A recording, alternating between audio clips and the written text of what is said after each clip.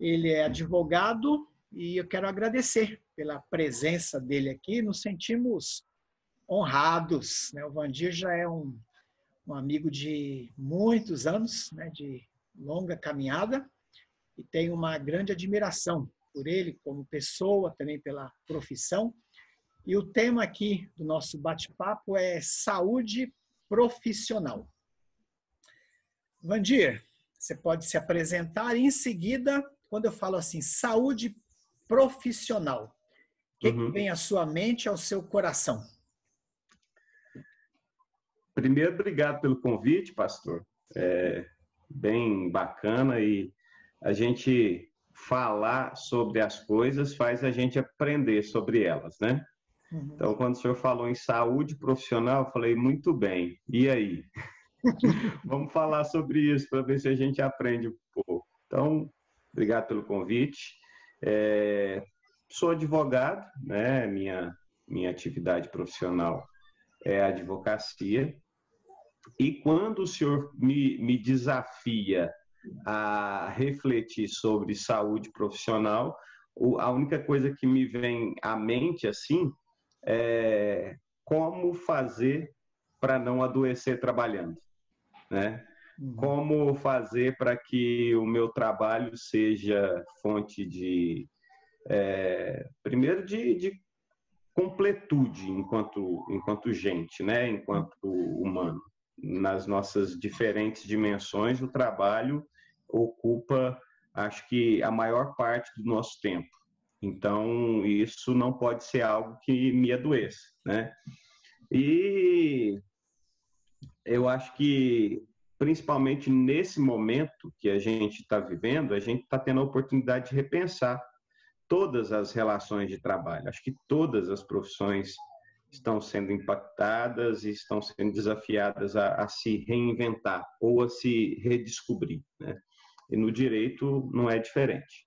Então, quando eu penso na perspectiva desse desafio, eu penso nessa oportunidade de fazer com que a minha atividade profissional seja também uma fonte de saúde integral para mim enquanto ser humano.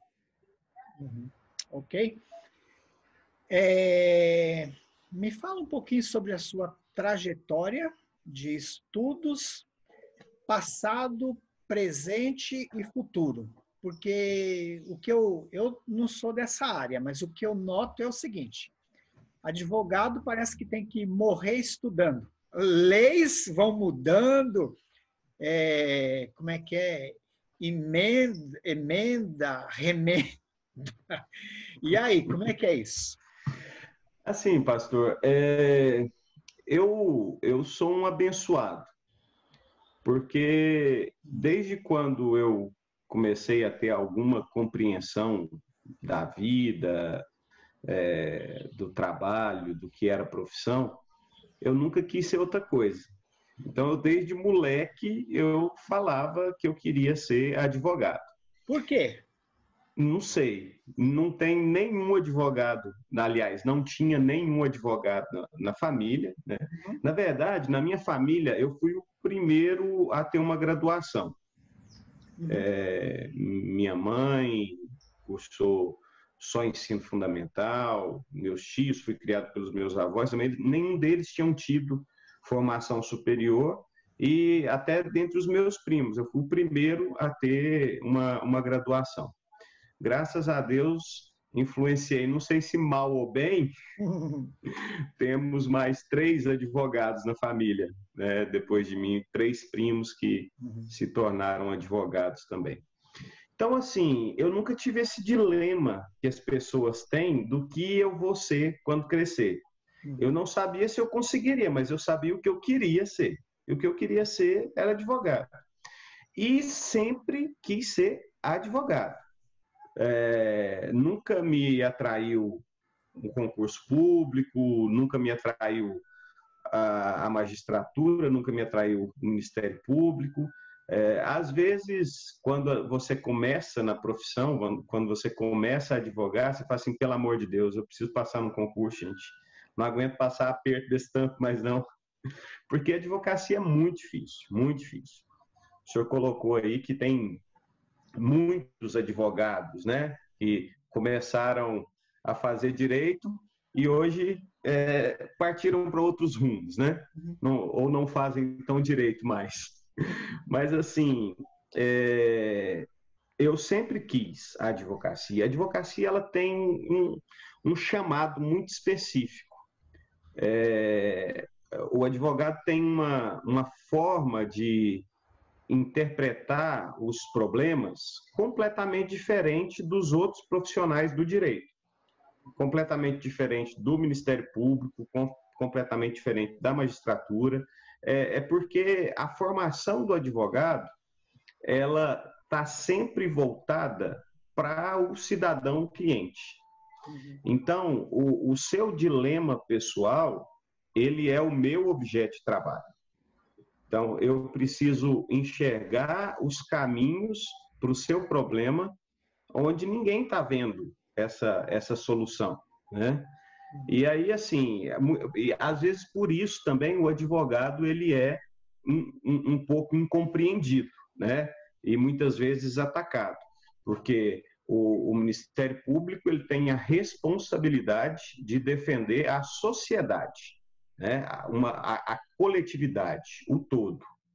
O advogado ele tem o dever supremo de defender o cliente, o cidadão. Então, enquanto a perspectiva do Ministério Público é da sociedade, do todo, a perspectiva do advogado é do cidadão, é do seu problema específico. E o Estado ele é muito duro, né? Ele tem muito poder.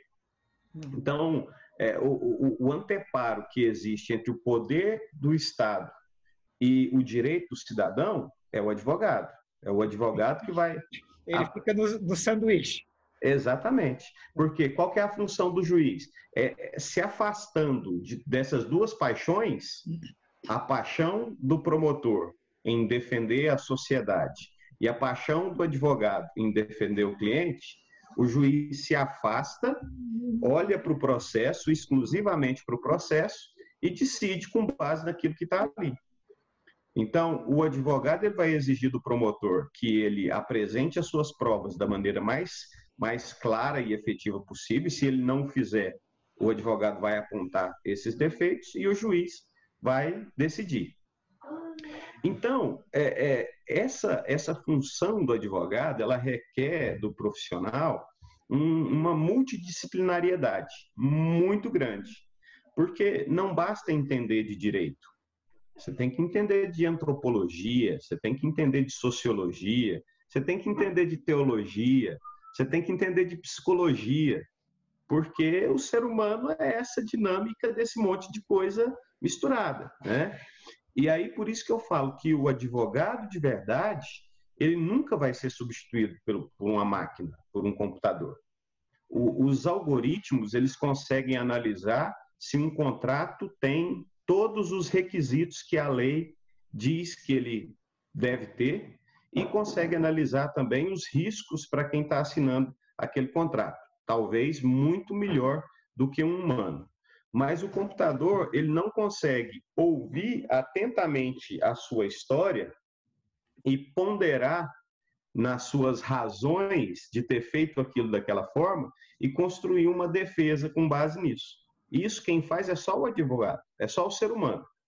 Então, a advocacia ela não vai ser superada pela máquina. Talvez essa advocacia de massa, essa advocacia irrefletida, né, de preencher formulário, essa sim, ela vai ser substituída pelo computador.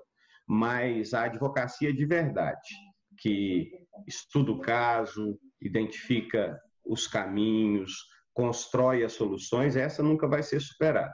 E aí vem aquilo que o senhor falou há pouco.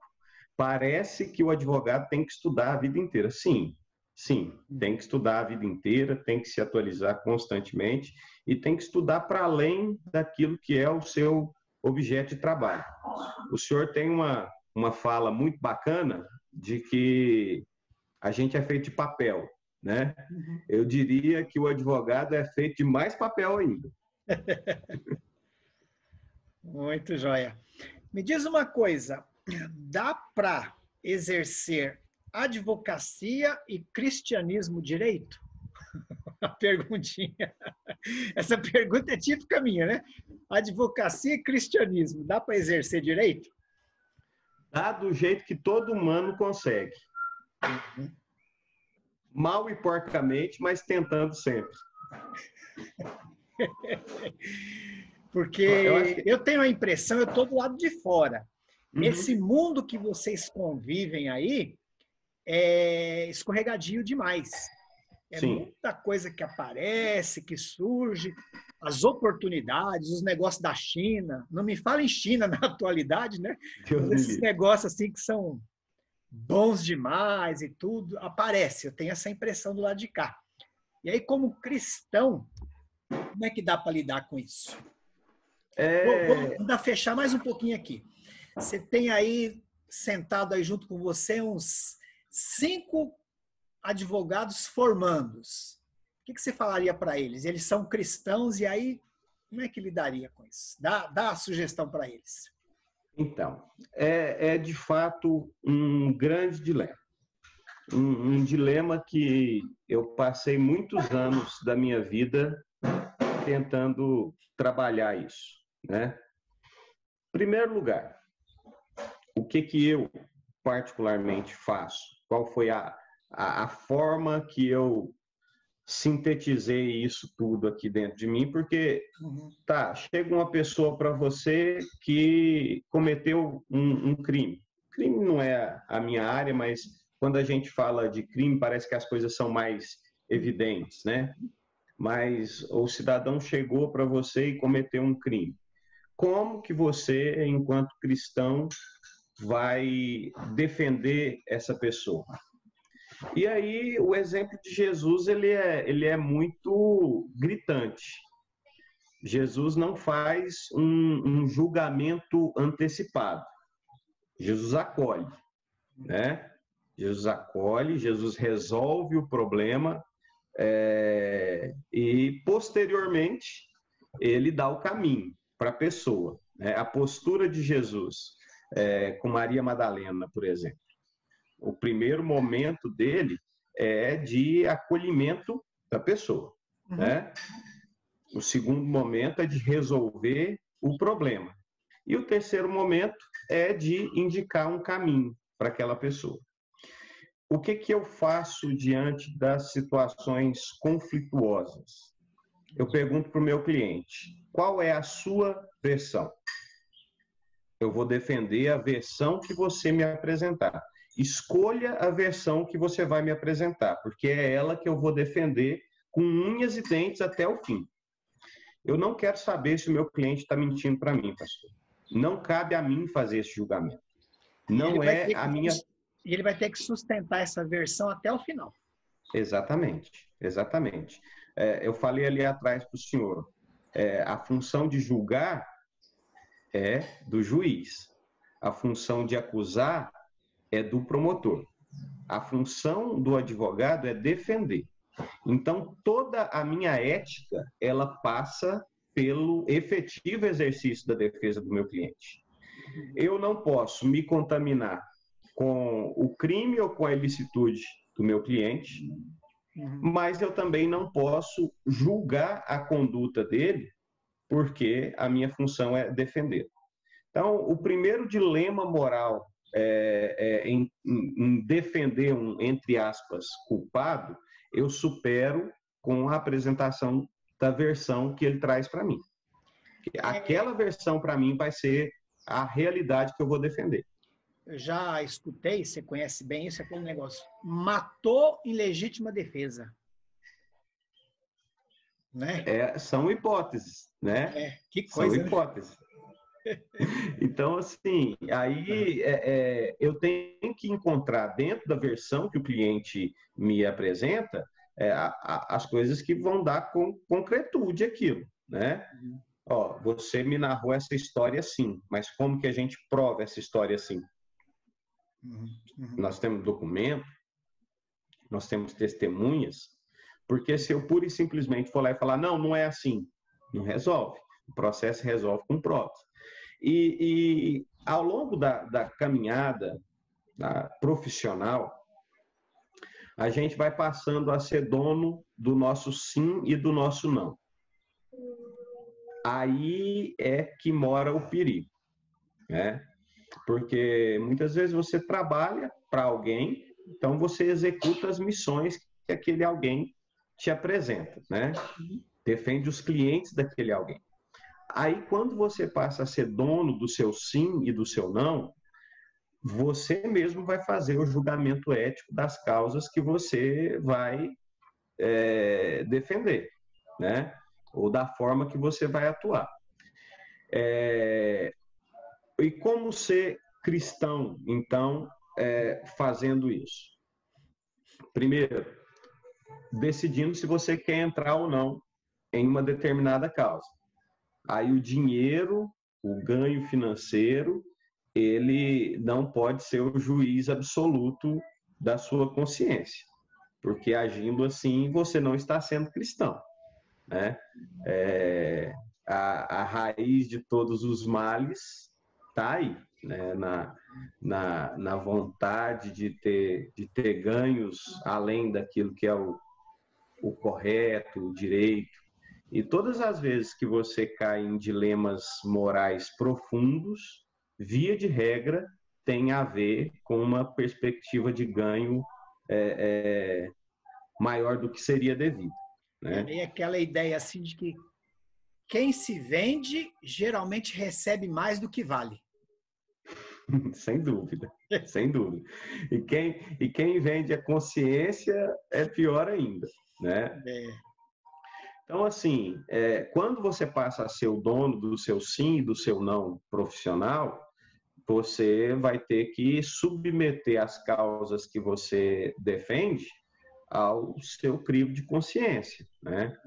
E se tudo que a gente faz é para a glória de Deus, eu tenho que me perguntar como que eu estou glorificando a Deus com a minha advocacia, né?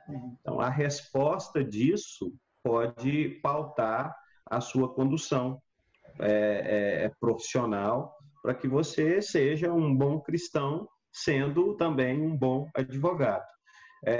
Então você não entra em dilemas, você não defende causas que são conflituosas, você não questiona o seu cristianismo, às vezes, sim, da mesma forma que todo e qualquer profissional pecador faz na sua respectiva profissão, né? Então, seria um equívoco pensar que existe alguma profissão que não vai te trazer um dilema moral enquanto cristão.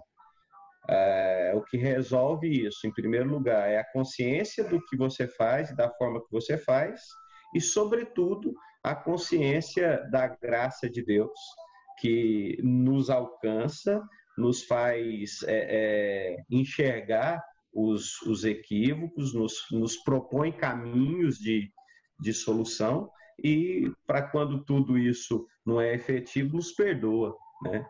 Então, é mais ou menos por aí que eu caminho. Joia demais. Concluindo esse nosso momento aí, tá todo mundo se reinventando. Essa pandemia não tem só o aspecto negativo, tem um aspecto positivo, tirou todo mundo da zona de conforto, e sempre eu acredito que a gente pode ser mais e fazer mais. Essa ideia de trabalho, de sonhos, de projetos e tudo. Como é que você acha que o advogado, nesse momento, tem que se reinventar? Ou você está se reinventando? O que aconteceu que fala assim, rapaz, esse é um caminho e tal, eu tenho que... Uma das coisas é o Zoom, né? A gente está aqui no Zoom agora e estamos ficando craque, Vandir, nesse negócio, mas vamos melhorando. O que seria na advocacia o reinventar? Porque me estão dizendo que as pessoas vão se encontrar menos, aglomerações e menos, o home office vai crescer bastante. O que você diria do reinventar-se na advocacia?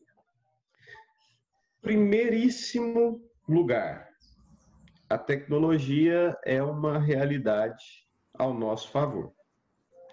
Então, a gente vive um processo de evolução tecnológica na advocacia já de maneira bem aguda, vamos colocar aí há uns 10, 15 anos. Já vi. Porque a gente vem migrando, né? A gente migrou do papel para a tela do computador. Hoje, com uma aceleração tremenda. O que havia de processo físico, principalmente na área do direito criminal, já vai passar a ser digital agora, né? Então, o processo eletrônico ele é uma realidade que mudou a advocacia. Com relação à necessidade de espaço físico, por exemplo. Não justifica você ter um escritório enorme, um arquivo enorme, porque você não precisa mais de tanto papel, né? As coisas estão acontecendo dentro do computador. Só que essa digitalização da advocacia, ela estava em um aspecto apenas da nossa atividade, que era o processo em si. Com a pandemia, a gente viu que a gente pode evoluir e a gente pode evoluir de forma muito mais rápida. Por exemplo, eu tenho amigos que atuam mais no direito privado, né? No direito empresarial, no direito trabalhista, que saíam de Goiânia 5 horas da manhã num voo para São Paulo e chegava em casa 11 horas da noite, porque foi participar de uma reunião de 2 horas. Hoje todo mundo percebeu que não precisa disso. Basta entrar aqui no Zoom e fazer essa reunião de 2 horas com a mesma efetividade, talvez até maior do que de uma reunião presencial, porque você tem ferramentas aqui como compartilhar uma tela, fazer apontamentos conjuntos, trabalhar em equipe, né, através de uma ferramenta como essa. Então, houve uma aceleração nessa digitalização da advocacia. Então, quem não se adapta à tecnologia passa a ter uma dificuldade muito maior. Um outro aspecto, eu falei um pouco disso lá atrás, nós temos uma série de programas de computador, de inteligência artificial, substituindo a mão de obra, vamos dizer, mecanizada na advocacia. Porque existem alguns nichos da advocacia que são quase que mecânicos mesmo. É uma minuta de uma petição, preenche os dados ali, muda a data lá no final e protocola.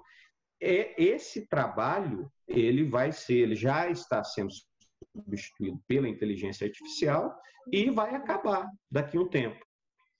Então, o advogado que quer se manter advogado, ele precisa identificar o seu nicho, se especializar cada vez mais no seu nicho, para fazer a função que a máquina não consegue fazer.